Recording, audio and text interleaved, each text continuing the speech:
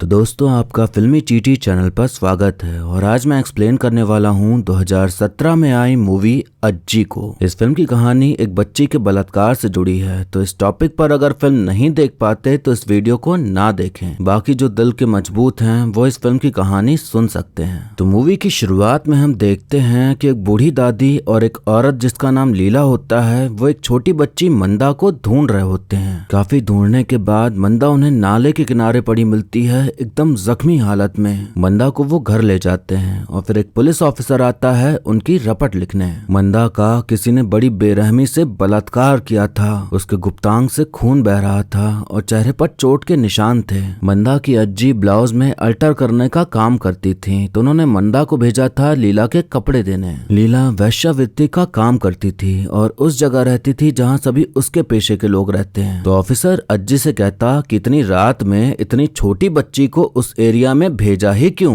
मंदा की माँ साइकिल पर खाना बेचने का काम करती थी, पर उनके पास लाइसेंस नहीं था और पिताजी एक फैक्ट्री में काम करते थे 10-12 घंटे, जो कि गैर कानूनी था। पुलिस वाला कहता कि कैसे पता कि बलात्कार ही है, तो माँ कहते कि देख के समझ आ गया कि बलात्कार ही हुआ है। तो पुलिस वाला कहता कि मुझे देखने दो। अज्जी और माँ हिचकिचाहट जताते हैं कि वो कैसे देख सकते हैं, पर पुलिस वाला फिर भी देखता है। ये बहुत गलत चीज थी जो पुलिस वाले ने की, पर कोई कुछ बोल नहीं पाता क्योंकि वो सब गरीब और मजबूर थे। तो जैसे पुलिस वाला कह रहा था वैसा ही करना पड़ रहा था। पुलिस वाला मंदा से पूछताछ करने लगता है कि बताओ क्या हुआ था।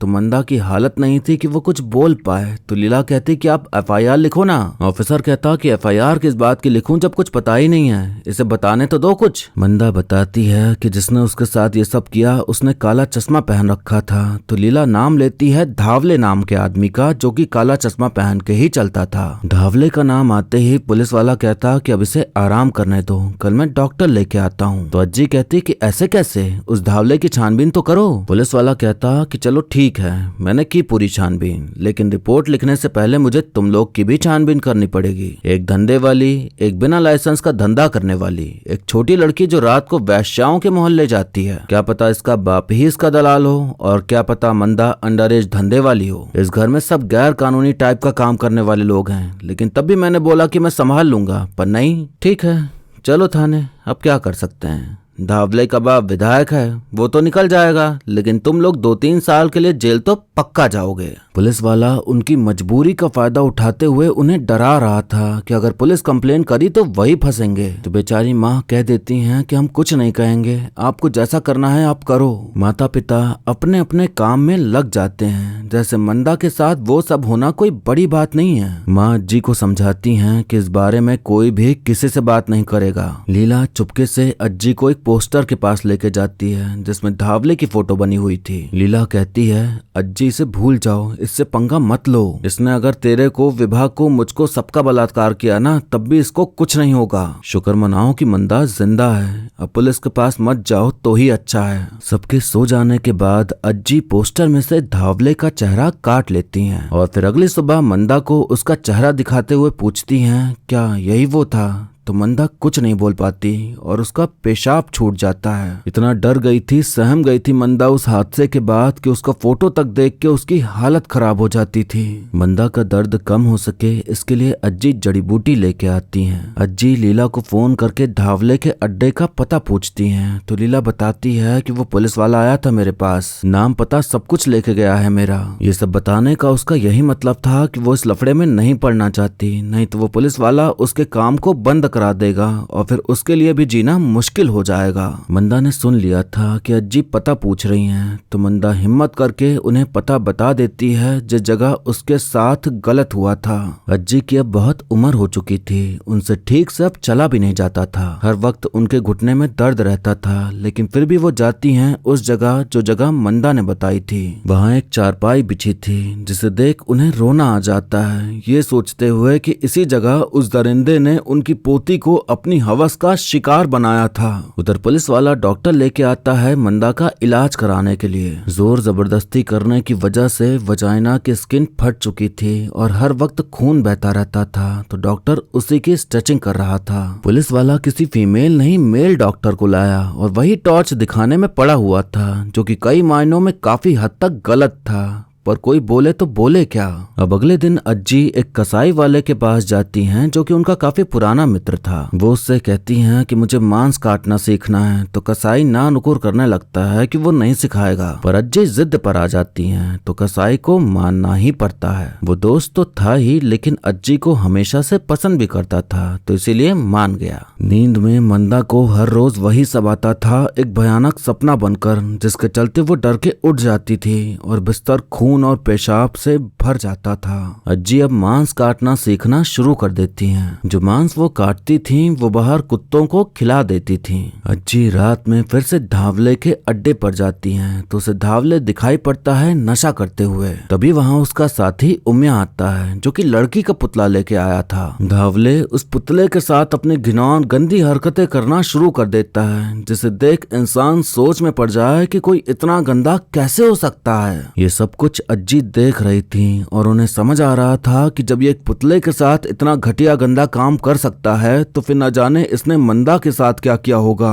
अब हम देखते हैं कि पुलिस वाला धावले से मिलता है और कहता कि बताओ कि उस रात क्या हुआ था। तो धावले कहता कि तुम्हें क्यों बताऊं। तो पुलिस वाला कहता कि मैं तुम्हारी मदद करने वास्ते यहाँ आया हूँ। लड़की नाबालिग है तो बहुत बड़ा केस बन सकता है। उसने अगर सिर्फ तेरी तरफ उंगली भी उठाई ना तो तू 20 साल के लिए जेल चला जाएगा। धावले कहता कि वो मुझे उल्टा बोली थी तो मैंने उसकी क्लास ली, उसे सबक सिखाया। तभी बीच में उमिया ऑफिसर की तलाशी लेने को कहता है। उमिया को औरत नहीं मर्द पसंद थे, तो तलाशी लेते लेते वो ऑफिसर को गलत तरह से छू रहा होता है। तो ऑफिसर को समझ आ रहा था कि कैसा महसूस होता है जब कोई आपकी इज्जत पर बिना आपकी मर्जी के हाथ डाले। तलाशी के बाद ऑफिसर पूछता कि वो लड़की वहाँ क्या कर रही थी। तो धावले कहता कि वही तो, मुझे लगा वैश्याओं के मोहल्ले की होगी, तो मैंने उसे रोका और पूछा। ऑफिसर कहता तो फिर बलात्कार क्यों किया। धावले एक बच्ची को बुलाता है और फिर उसे ऑफिसर की गोद में बैठा के उसका मुंह पकड़ के कहता कि मैंने ऐसे करके उससे पूछा कि किधर जा रही है। उसने मेरा हाथ काट लिया तो कान के नीचे दिया मैंने उसको एक, और फिर किया मैंने उसके साथ जो करना था उसको सबक सिखाने के लिए, समझा।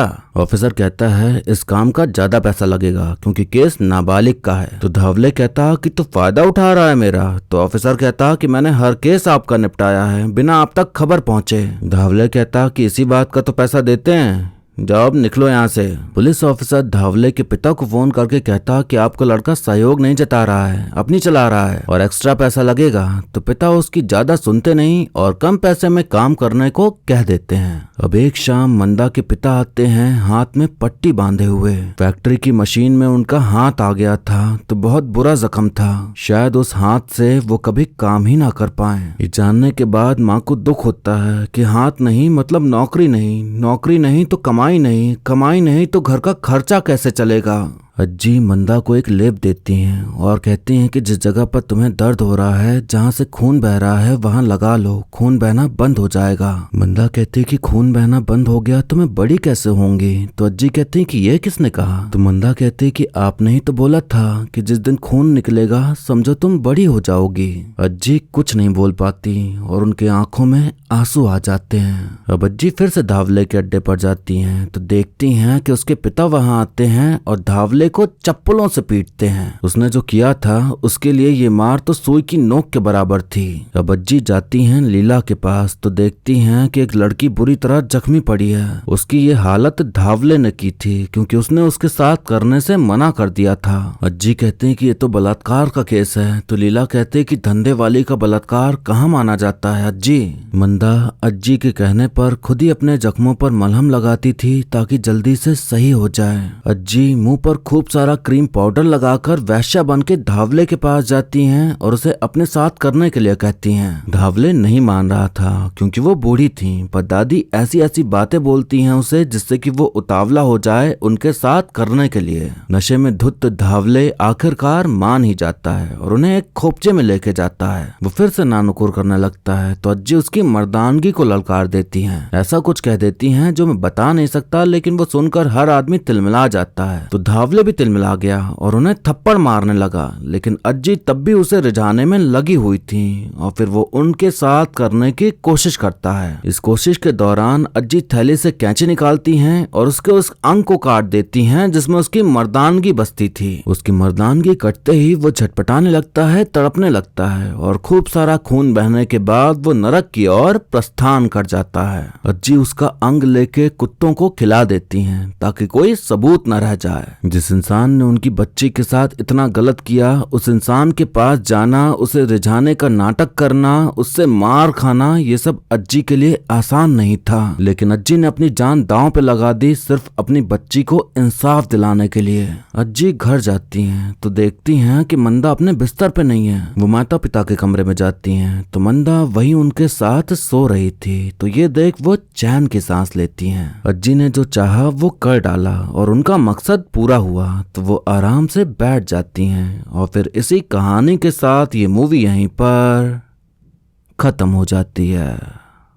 तो दोस्तों, आपने देखी एक ऐसी कहानी जहां हमें देखने मिला कि जिस इंसान को चलने नहीं हो पाता था, जिसे देख के लग नहीं रहा था कि वो कुछ कर पाएगा, उसने अपनी पोती के बलात्कारी को मौत के घाट उतार दिया। ये अज्जी को करना ही नहीं पड़ता अगर पुलिस अपना काम करती, लेकिन वो तो एक नंबर की भ्रष्ट निकली, ये जानते हुए भी कि बच्ची के साथ कितना गलत हुआ है। एक तरह से यहाँ हर किसी की मजबूरी थी और हर बड़े ओहदे वाला अपने से छोटे ओहदे वाले की मजबूरी का फायदा उठा रहा था। मंदा के परिवार वालों की मजबूरी थी गरीबी और सही जानकारी न होना कानून की। पुलिस ऑफिसर को अच्छे से पता था कि अगर इन्होंने पॉक्सो एक्ट के तहत एफआईआर की तो धावले सीधा अंदर जाएगा, लेकिन ये जानकारी परिवार में किसी को थी नहीं। तो पुलिस वाला उनकी मजबूरी को, उनकी गलतियां बता के उन्हें ये दिखा दिया कि कुछ किया तो वो भी अंदर जाएंगे। परिवार वालों के पास पैसा भी नहीं था और जब बात आई कि उनका काम बंद हो जाएगा तो वो झुक गए, क्योंकि एक दिन भी काम बंद हुआ तो घर में खाना नहीं बनेगा, जिंदगी वहीं रुक जाएगी। मंदा के साथ इतना गलत हुआ फिर भी माता पिता अपने काम में लग गए जैसे कुछ हुआ ही ना हो। ऐसा इसलिए क्योंकि वो रुके तो जो घर चल रहा है वो चलना बंद हो जाएगा। भूखे मर जाएंगे अगर काम नहीं करेंगे तो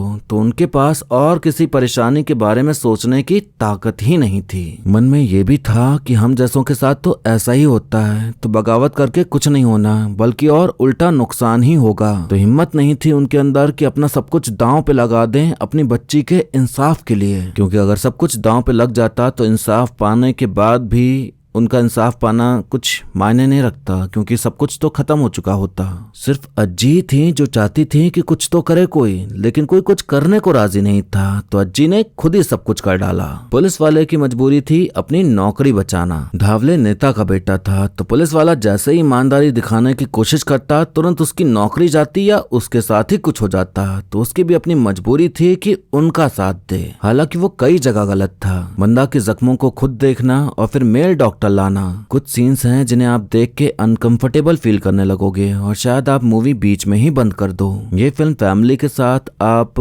शायद ही देख पाओ। धावले के पिता ने उसे चप्पलों से पीटा था। ऐसा लगता है कि उसे उसकी गलती के लिए पीटा, लेकिन मुझे लगता है कि उन्होंने उसे इस गुस्से में पीटा कि अगर केस होता तो उनका नाम खराब होता। तो वो अपने बेटे के खिलाफ नहीं थे, बल्कि उनके मन में ये था कि करो, सब कुछ करो, लेकिन बच्ची के साथ तो ना करते, अब तुम्हारे चक्कर में हमारा नाम खराब हो जाएगा। तो कुछ इस तरह की सोच उनके मन में थी और यही सोच के साथ उन्होंने उसको पीटा होगा। अगर वाकई में एक पिता चाहे तो बेटे को बेटा मानना ही बंद कर देगा और उसे बचाने के लिए जद्दोजहद करने के बजाय जेल में सड़ने भेज देगा। लेकिन माँ बाप का प्यार इतना ज्यादा अंधा होता है कि गलती जानने के बाद भी अपनी औलाद को बचाते हैं। इसीलिए कहा जाता है कि माँ बाप से ज्यादा प्यार और कोई नहीं कर सकता। फिल्म में एक डायलॉग है कि वैश्या का बलात्कार होना बलात्कार कहाँ ही माना जाता है। हाँ, लोग नहीं मानते क्योंकि लोगों को लगता है कि इनका जब काम ही वही सब करना है तो बलात्कार थोड़ी हुआ, बल्कि इन्हें तो अच्छा लगा होगा जब हुआ होगा। तो पहली बात यह कि कोई भी महिला ऐसे काम शौक से नहीं करती, मजबूरी होती है, मजबूरी पैसे कमाने की, क्योंकि उसी से पूरी दुनिया चलती है।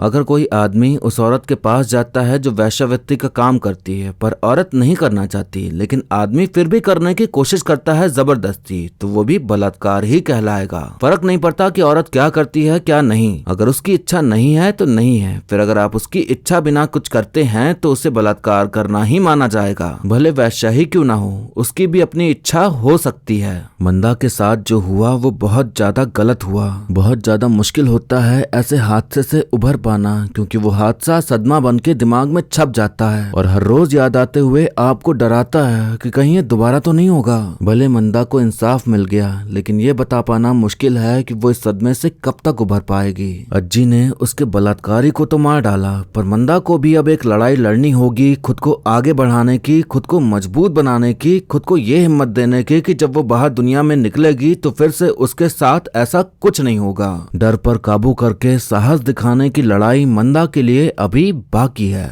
एक बात मुझे समझ नहीं आई कि अज्जी मांस काटना क्यों सीख रही थी। जब वो सीख रही थी तो लग रहा था कि जरूर कुछ भयानक करने वाली हैं, पर उस तरह से तो कोई सीन काटने पीटने वाला था ही नहीं जिस तरह से हाइप बनाई जा रही थी। तो ये सीन ना भी रखा जाता तो भी काम चल जाता, क्योंकि वो हुआ नहीं जो हमें सोचने पर मजबूर किया जा रहा था। ये फिल्म और भी छोटी बन सकती थी, क्योंकि बहुत से सीन्स हैं जिनका कोई सेंस नहीं, कोई मतलब नहीं, बस फिल्म को लंबा करने का काम करते हैं। ये 1 घंटे के अंदर ही निपट सकती थी। कई लोगों को ये फिल्म बोर भी कर सकती है। एक्टिंग की बात करें तो फिल्म में मौजूद सभी किरदारों ने अच्छा काम किया है। अज्जी को हमें एक ऐसी औरत के रूप में दिखाया गया जिसके ऊपर चारों तरफ से मुसीबतें हैं, शरीर से लाचार है, पर फिर भी वो हार नहीं मानती और हिम्मत और ताकत जुटा लेती हैं गलत का खात्मा करने के लिए। ऐसे ही हर महिला को होना है। कई तरह की मजबूरियां रहेंगी, कई परेशानियां रहेंगी, लेकिन फिर भी आपको अपने अंदर हिम्मत लानी है अपने साथ हो रहे गलत को खत्म करने की। सभी महिलाओं को अज्जी से सीख लेनी चाहिए, और जब कहीं से मदद ना मिले तो खुद से ही खुद की मदद करिए। अब वीडियो यहीं पर खत्म होता है, लेकिन जाने से पहले आप बताइए कि आपको मूवी की कहानी और मेरा एक्सप्लेन करना कैसा लगा। आप वीडियो को लाइक या डिसलाइक करके भी अपनी प्रतिक्रिया दे सकते हैं। ऐसे ही अच्छी मूवीज की एक्सप्लेनेशन देखने के लिए आप हमारे चैनल को सब्सक्राइब कर लीजिए, ताकि नया वीडियो आते ही आप तक खबर पहुंच जाए। अगर आप मुझसे कुछ कहना चाहते हैं, बताना चाहते हैं, पूछना चाहते हैं, कुछ भी बात हो, आप मुझे इंस्टाग्राम पर फॉलो कर लीजिए, वहां मुझे मैसेज कर दीजिए, मैं आपको रिप्लाई जरूर करूंगा। बाकी मिलते हैं अब अगली वीडियो में, तब तक के लिए टाटा, बाय बाय और